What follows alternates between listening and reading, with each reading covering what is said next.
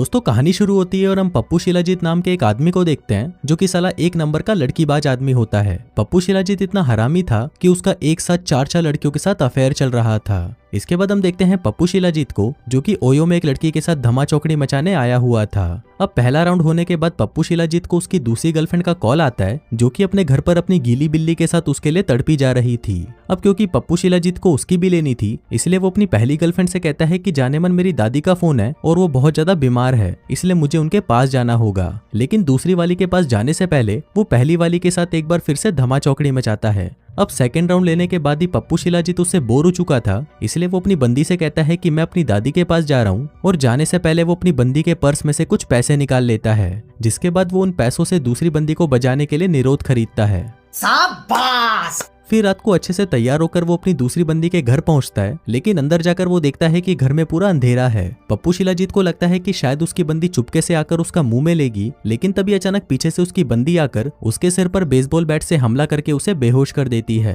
फिर कुछ देर बाद जब पप्पू शिलाजीत को होश आता है तो वो खुद को एक रेगिस्तान में पाता है। वो देखता है कि सिर्फ कच्छे को छोड़कर उसके बाकी सारे कपड़े उतार लिए गए हैं। फिर वो अपने कच्छे की जेब में हाथ डालता है जहाँ पर उसे एक निरोध का पैकेट और उसकी चारों गर्लफ्रेंड्स की एक फोटो मिलती है, जिसका मतलब था कि उसकी चारों गर्लफ्रेंड को पप्पू शिलाजीत के बारे में पता चल चुका था, इसलिए उन सभी ने मिलकर उसकी गांड फाड़ने का ये प्लान बनाया। अब ये देखकर पप्पू शिलाजीत गुस्से से पागल हो जाता है, जिसके बाद वो उस रेगिस्तान में इधर उधर घूमकर वहां से बाहर निकलने का रास्ता ढूंढने लगता है, लेकिन काफी कोशिशों के बाद भी उसे बाहर का रास्ता नहीं मिलता।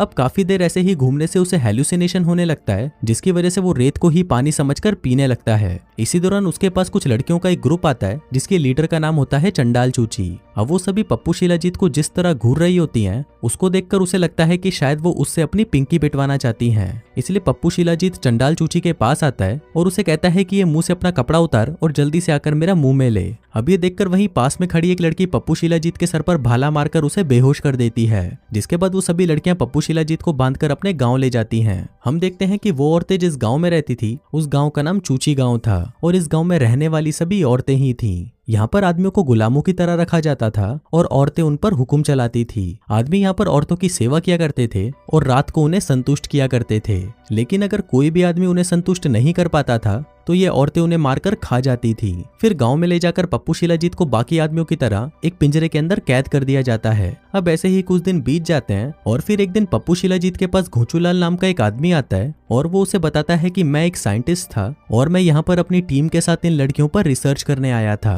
दरअसल हम ये देखना चाहते थे कि ये औरतें हमारे छोटे पप्पू को 2-2 घंटों तक अपने मुंह में कैसे ले सकती हैं, लेकिन जब मेरी टीम वालों ने इन्हें मुंह में दिया तो ये औरतें चूसने की जगह उनका काट कर खा गई और फिर उन्हें जान से मार डाला। इसके बाद वो सभी औरतें मुझे भी मारने वाली थी, लेकिन यहाँ की एक प्रीस्ट ने मुझे इनसे खरीद लिया और मैं बच गया। फिर जाने से पहले वो पप्पू शिलाजीत से कहता है कि आज रात को यहाँ पर एक फेस्टिवल होने वाला है जहाँ पर ये औरतें कुछ आदमियों की बलि देंगी। फिर रात को जब वो औरतें पप्पू शिलाजीत को लेने आती हैं तो उनको देखकर वो चूतियों वाली हरकतें करने लगता है ताकि वो उसे पागल समझकर छोड़ दें, लेकिन इससे उन औरतों को कोई फर्क नहीं पड़ता और वो उसे बांधकर दूसरे आदमियों के साथ घसीटते हुए स्टेज तक ले जाती हैं। इसके बाद वहाँ पर गाँव की पुजारन काली शक्ति आती है जो कि एक एक करके उन आदमियों के छोटे पप्पू को काटने लगती हैं। अब ये देखते ही पप्पू शिलाजीत की फटकर 464 हो जाती है, लेकिन फिर जब उसकी बारी आती है तो रानी उसके सामान को काटने से मना कर देती है, क्योंकि रानी को ऐसा लगता है कि पप्पू शिलाजीत उसकी वो प्यास बुझा सकता है जो कि बाकी के आदमी नहीं बुझा पाए। फिर रात को पप्पू शिलाजीत को रानी को संतुष्ट करने के लिए उसके कमरे में भेजा जाता है।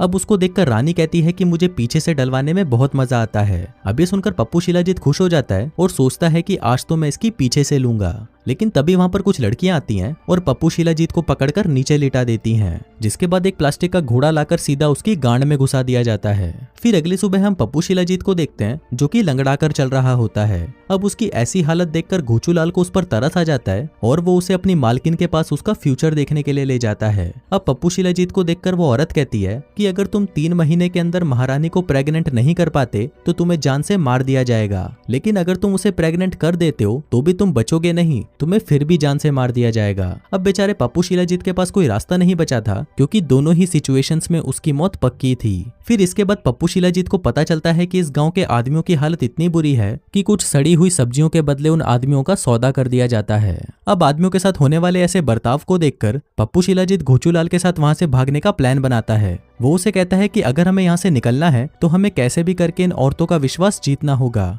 अब अपना पप्पू शिलाजीत तो दिखने में काफी हैंडसम था, इसलिए उसे विश्वास था कि वो इस काम में जरूर सफल हो जाएंगे।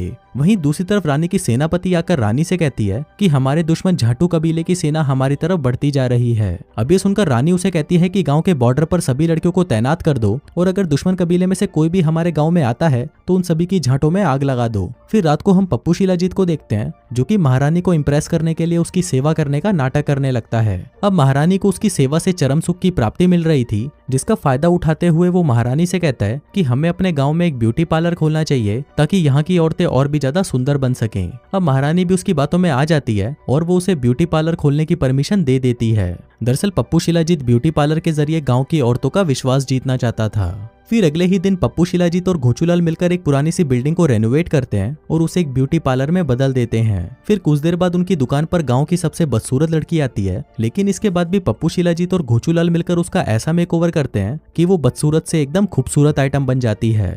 अब उसकी खूबसूरती को देखते ही गांव की बाकी औरतें भी पागल हो जाती हैं और वो सभी पप्पू शिलाजीत के पास आकर उनको भी वैसा ही खूबसूरत बनाने को कहती हैं। अब धीरे धीरे हम देखते हैं कि पप्पू शिलाजीत गांव की लड़कियों के बीच पॉपुलर हो जाता है और जो पैसा वो उन लड़कियों से कमाता है वो सारा पैसा वो महारानी पर उड़ा देता है ताकि वो उसे इम्प्रेस कर सके। फिर एक दिन डिनर के दौरान वो महारानी से कहता है कि मैं आपको बहुत पसंद करता हूँ और मैं आपसे शादी करना चाहता हूँ, लेकिन महारानी उसकी बातों में नहीं आती और उसे कहती है कि मेरे से दूर रहो। वो कहती है कि तुम एक आदमी हो और तुम्हारी यहाँ पर कोई औकात नहीं है। इसी दौरान वहाँ पर एक औरत भागती हुई आती है और महारानी से कहती है कि ये बच्ची कुएं में गिर गई थी, हमने इसे बाहर निकाल तो लिया लेकिन ये होश में नहीं आ रही। अब ये देखकर पप्पू शिलाजीत जल्दी से उस बच्ची को पकड़कर उल्टा लटका देता है, जिससे उसका सारा पानी बाहर निकल जाता है और वो होश में आ जाती है। अब ये देखकर गांव की औरतें बहुत खुश होती हैं और उसे इस गांव का हीरो बना दिया जाता है। जिसके बाद अगले दिन हम देखते हैं कि पप्पू शिलाजीत को गांव की औरतों से इज्जत मिलना शुरू हो जाती है और ऐसा पहली बार हो रहा था कि ये औरतें किसी आदमी को इतनी इज्जत दे रही थीं। फिर एक दिन जब महारानी अपनी औरतों से बातें कर रही थी तभी वहां पर सेनापति आती है और महारानी से कहती है कि झाटू कबीले के लोग हमारे बहुत नजदीक पहुंच चुके हैं। अब ये सुनकर महारानी और बाकी के लोग मिलकर उस कबीले को रोकने के लिए बॉर्डर की तरफ निकल जाते हैं। वहीं दूसरी तरफ हम झाटू कबीले को देखते हैं जिसके आदमी आपस में ही लड़कर एक दूसरे को खत्म कर रहे थे।